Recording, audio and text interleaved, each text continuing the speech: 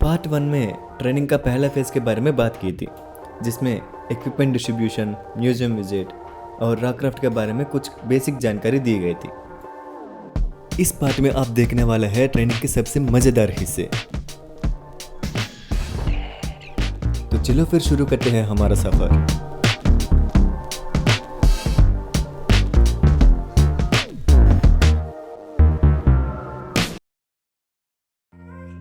आखिर जिस दिन के लिए हम सभी लोग वेट कर रहे थे वो आज ही है, एडम्स डे। यानी आज पूरी दिन की छुट्टी है और कोई भी ट्रेनिंग एक्टिविटी नहीं होगा। लगातार 6 दिन की ट्रेनिंग के बाद कैंपस से बाहर जाने के लिए आज ही हमें मौका मिला, तो सभी लोग अपना अपना प्लान बनाकर मनाली घूमने निकल जाते हैं। प्लान के हिसाब से हमारा पहला डेस्टिनेशन है जोगनी फॉल्स।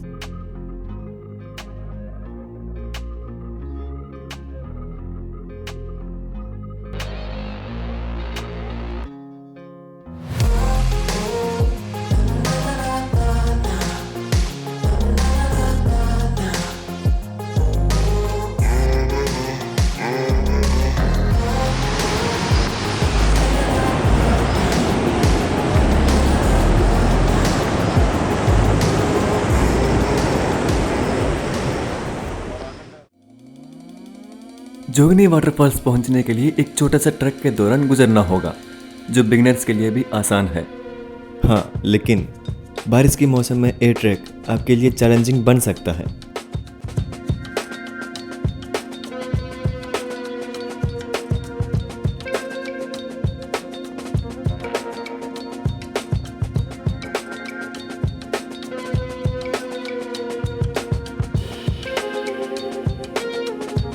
ऐसे ही इस खूबसूरत पाइन फॉरेस्ट से गुजरते हुए मनाली की खूबसूरत व्यू देखते देखते आधे घंटे में हम पहुंच जाते हैं जोगनी फॉल्स।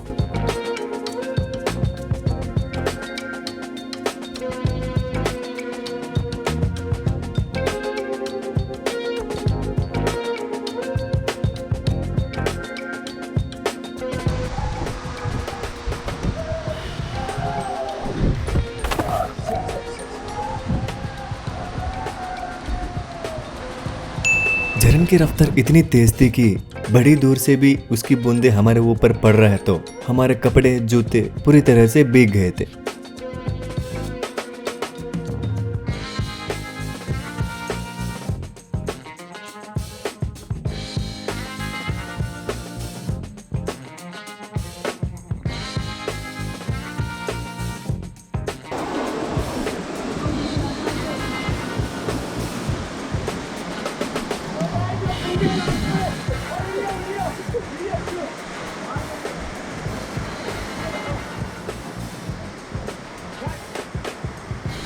वाटरफॉल में खेलते खेलते बड़ी देर तक मजे लेने के बाद हम अपना दूसरा मंजिल वशिष्ठ टेम्पल की ओर निकल पड़े।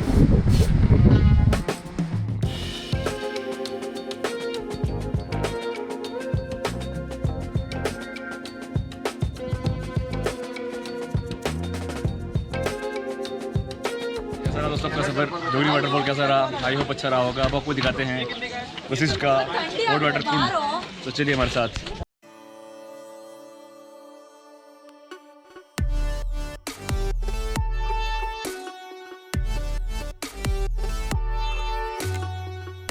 सप्तऋषियों में से एक महर्षि वशिष्ठ को यह मंदिर समर्पित है। मंदिर के बाजू में एक गर्म कुंड भी है। माना जाता है कि इसमें औषधीय गुण होते हैं जो शरीर को स्वस्थ रखने में मदद करते हैं। वैसे आज छुट्टी देने की मेन रीज़न ये है कि आने वाले दिनों में हमारा सफ़र होने वाली है हाई एल्टीट्यूड में, तो वहाँ के लिए जिन चीज़ों की ज़रूरत होती है उनको हम मार्केट में जाकर खरीद सकें।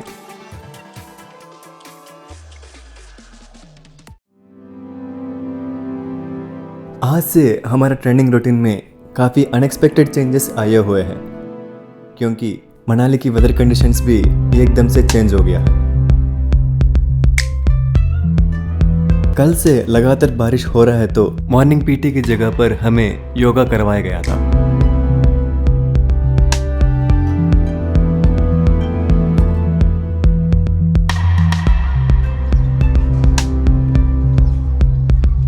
इसके बाद हुआ था लाइब्रेरी विजिट।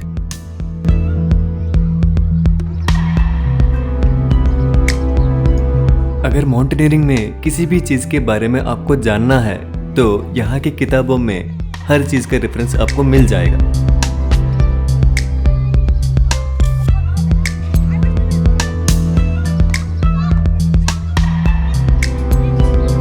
बारिश के कारण रॉकक्राफ्ट ट्रेनिंग भी कैंसिल हो गया तो उसकी जगह पर शुरू हो जाता है लेक्चर्स।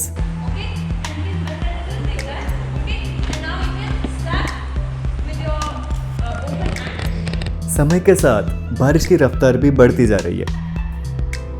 बारिश के कारण आज के लिए हमारा सारा फिजिकल ट्रेनिंग एक्टिविटीज बंद हो गया, लेकिन यहीं पे हमारा मौज मस्ती भी शुरू हो गया।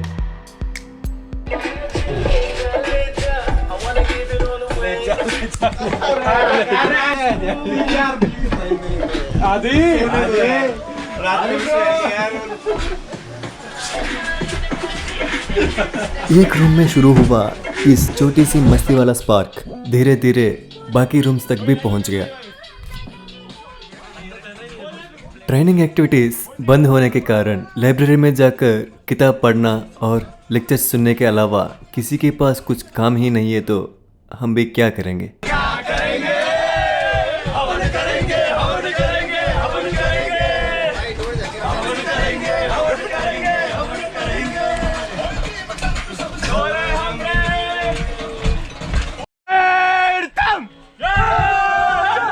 आज पूरा दिन दो चीज़ों की कोई रुकावट ही नहीं है, एक हमारा मस्ती, दूसरा ये बारिश। शाम होने पर पता चलता है कि आज हम में से किसी का बर्थडे है। किसका है किसी को कोई लेना देना नहीं। फिर यहाँ पे भी मस्ती करने में सब शामिल हो जाते हैं।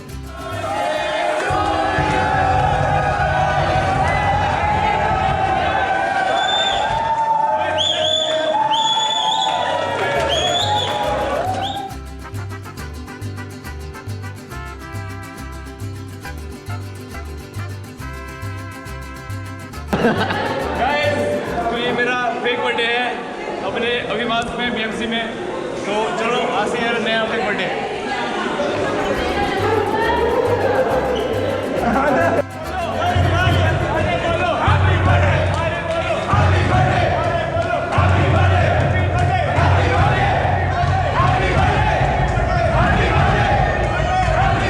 सभी लोग सोच रहे थे कि कल तक वेदर ठीक हो जाएगा, लेकिन बड़ी खबर मिल रही है हिमाचल के मनाली से। व्यास नदी उफान पर है। व्यास नदी के सैलाब में हाईवे का एक हिस्सा बह चुका है। मनाली के बहंग में बारिश की वजह से भारी नुकसान। बाढ़ में बहा 4 मंजिला होटल। कुल्लू मनाली हाईवे ठप हो गया। जरा ये तस्वीर देखिए और क्यों इस ये वेदर की हालत ठीक होने की बजाय और ख़राब होती जा रही है।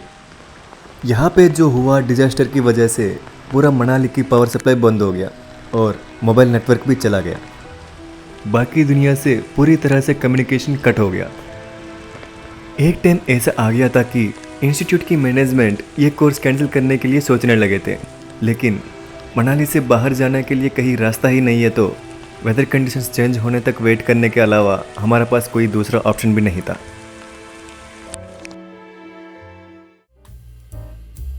आज का भी ट्रेनिंग एक्टिविटीज सारे कैंसिल हो गए। सबका मोबाइल फोन्स पूरी तरह से डिस्चार्ज हो गया तो हमारा टाइम कुछ ऐसे गुजर रहा था। 26 जनवरी 1 2 3 4 5 6 7 8 9 10 11 12 13 14 15 16 17 18 19 20 21 22 23 24 26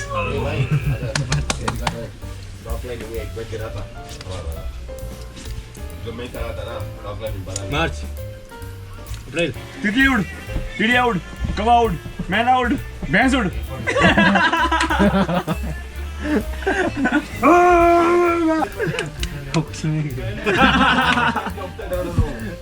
डिनर का टाइम होते ही हमें पता चलता है कि हमारे लिए कुछ और सरप्राइज भी वेट कर रहा है।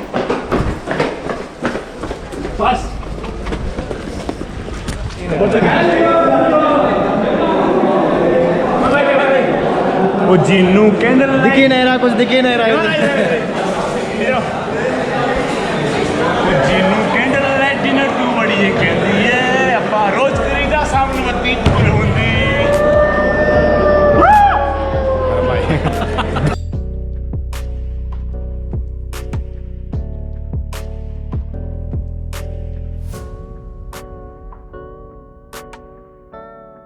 Cheers. जिंदगी के नाम, खाने के नाम, शाम के नाम। कैंडल लाइट डिनर वीएमसी का special. Back to back third एडम डे। जय चिड़ी आउट, चिड़ी आउट, खोता आउट, मैन आउट, कब आउट, खोता आउट। अभी भी मौसम में थोड़ा सा भी बदलाव नहीं आया तो अगले 2 दिन भी पिछले 2 दिन जैसे ही गुजर जाते हैं। इस घटिया मौसम से आज तो थोड़ा बहुत राहत मिली, फिर भी आउटडोर एक्टिविटीज करने के लायक नहीं है तो आज का दिन सर्वाइवल टेक्निक सीखने में निकल जाता है। पर्वतारोहण के दौरान कोई भी घायल हुआ इंसान को बचाने के लिए रस्सी के साथ स्ट्रेचर बनाने की तरीका आज की पड़ाव में हमें सिखाया जाता है।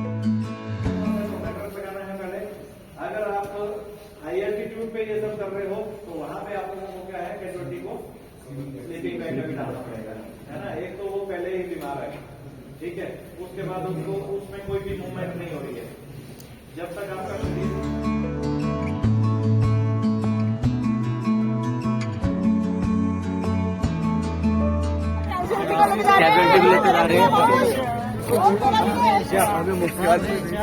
नया कैजुअलिटी बनेंगे।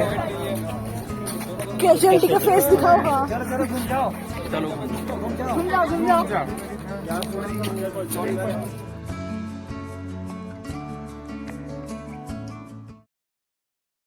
हमारी बेसब्री से मौसम ठीक होने का इंतजार 4 दिन के बाद आज ही खत्म हो जाता है।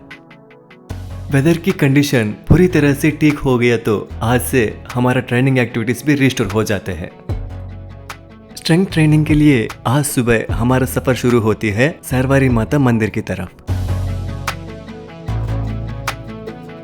मंदिर के मूल मूर्ति की कहानियों से जुड़ी हुई ये मंदिर भी हडिम्बा माता मंदिर की तरह अपनी विशेष वास्तुकला शैली के लिए प्रसिद्ध है।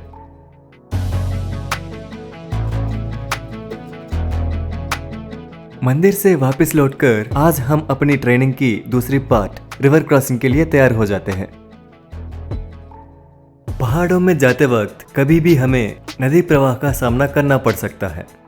मान लो आपके सामने एक नदी है और उसकी दूसरी तरफ पहुंचना है बट बिना किसी ब्रिज के, तो उस समय नदी पार करने की टेक्निक्स हमें आज की पड़ाव में सिखाया जाता है। आपका ब्रेन कई बार आपको जिस फेज में लेके जा रहा है उसी फेज में वापस लेके आएगा। तो try to check the water level, water से उठाते आप चेक कीजिए। ओके, इस तरीके से मतलब आगे रखना है और फिर बैम्बू की मदद से सपोर्ट करना है, डेप्थ को देखना है आपको।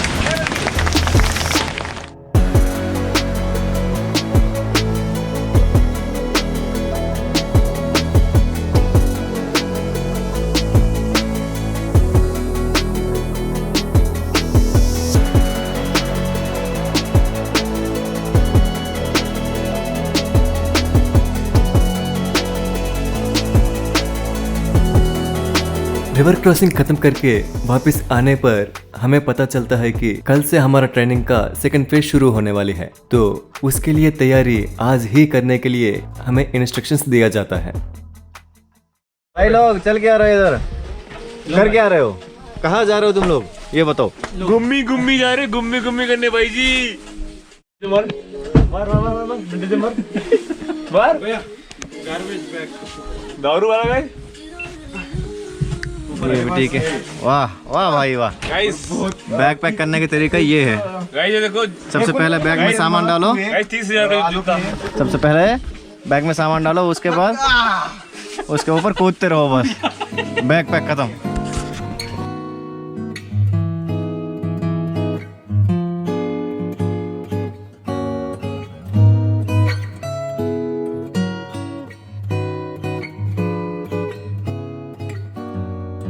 आज से शुरू होने वाली है हमारा ट्रेनिंग का सेकंड फेज। ट्रेनिंग के शुरुआत में जितना भी इक्विपमेंट हमें इश्यू हुआ था उनके साथ हमारा पर्सनल नीड्स सारे मिलाकर लगभग 25 किलो की वजन उठाकर आज हम निकलने वाला है सोलंग नाला की बेस कैंप की तरफ, जो मनाली से 16 किलोमीटर की दूरी में है।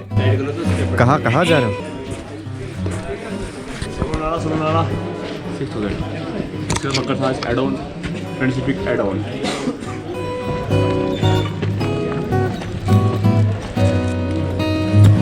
करा ना मेरे को। चल रहा है भाई। एक बस।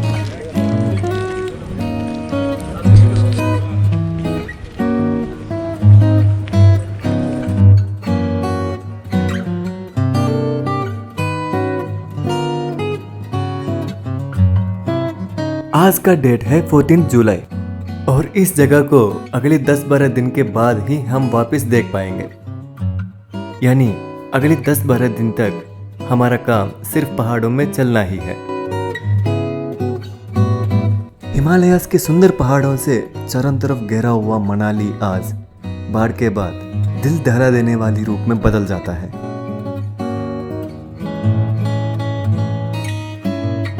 यहाँ पे जो हुआ डिजास्टर की वजह से यहाँ के रोड्स, ब्रिजेस और बिल्डिंग्स हर जगह पे बहुत बड़ा नुकसान पहुंच चुका है।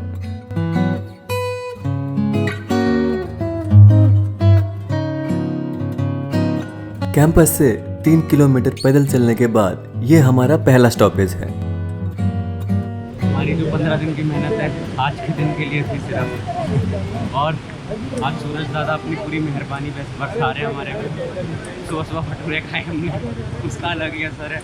और मोर देन 25 केजेस, मोर नहीं तो एटलीस्ट 25 केजेस सब लोग उठा के जा रहे हैं। देखते हैं क्या होता है। यो अभी मैं जिंदा हूँ।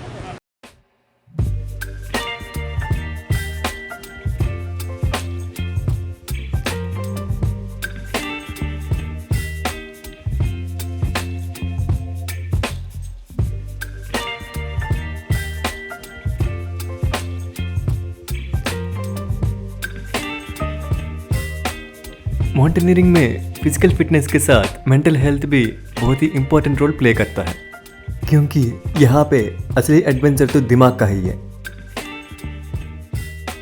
चाहे आप कितना भी कमज़ोर हो, अगर आप मेंटली फिट है तो आप अपने डेस्टिनेशन पर आराम से पहुँच जाओगे।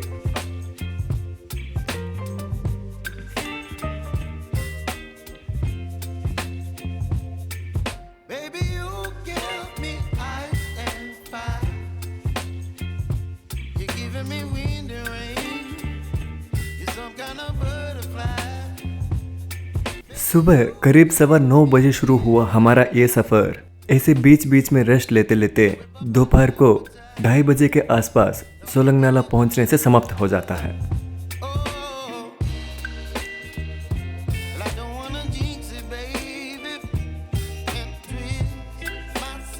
आज और कल 2 दिन ये जगह हमारे लिए एक एक्लिमेटाइजेशन पॉइंट बन जाता है।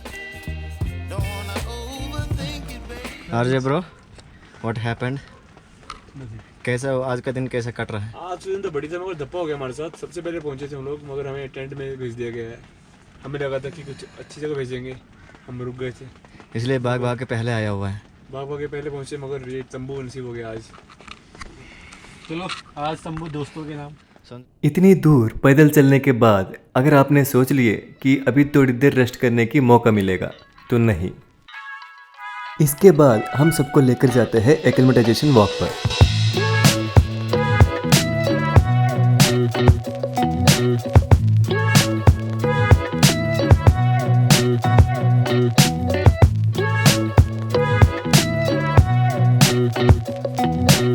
एक्लिमेटाइजेशन एक प्रोसेस है जिसमें आपके बॉडी धीरे धीरे अडेप्ट होता है एक नया एनवायरनमेंट में।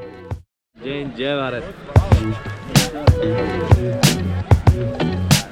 इसकी हाइट है 2050 मीटर, ठीक है, और इस वक्त आप 2550 मीटर पे खड़े हो। आपने 500 मीटर हाइट गेन की है, तो इस हमारा यहाँ आने का क्या पर्पस है? सिर्फ इसी पर्पस से हम यहाँ आए हैं कि एक एक्लिमेटाइजेशन नाम का एक प्रोसेस होता है।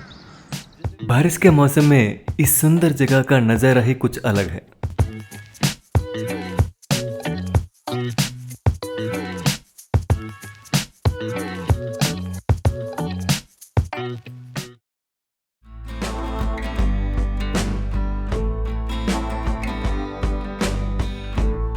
सोलंगनाला में आज हमारा दूसरा दिन है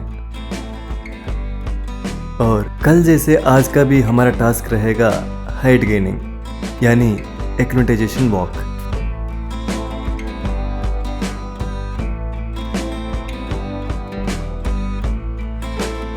जब भी आप किसी नया जगह पर जाते हैं जहाँ की टेम्परेचर, ऑक्सीजन लेवल्स या प्रेशर आपके रेगुलर सराउंडिंग से अलग होते हैं तो आपके बॉडी एडजस्ट करने में टाइम लगता है।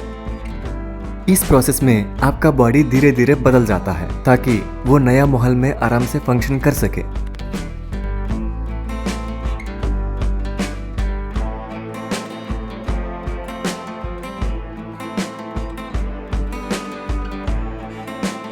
सबसे पहले तो ये जो इंफ्रास्ट्रक्चर आपको दिखाई दे रहा है आपके सामने, ये स्की हिमालय नाम सुना है। और उसके बाद आता है आपकी एलिवेशन। आज आपने 348 मीटर्स गेन किए हैं। तो इस वक्त आप जहाँ पे करंटली खड़े हो, पतरू ये जगह का नाम, यहाँ की एलिवेशन है 2898 मीटर्स। ठीक है, 348 मीटर्स आपने हाइट गेन किया है आज। ठीक है,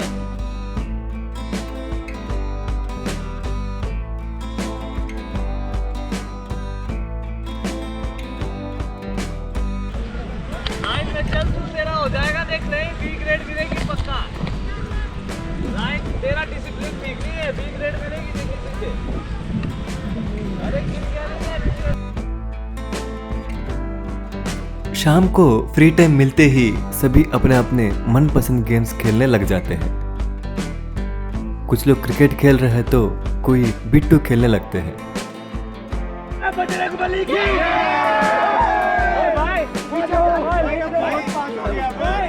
ये गेम देख के मुझे अपना बचपन का याद आया।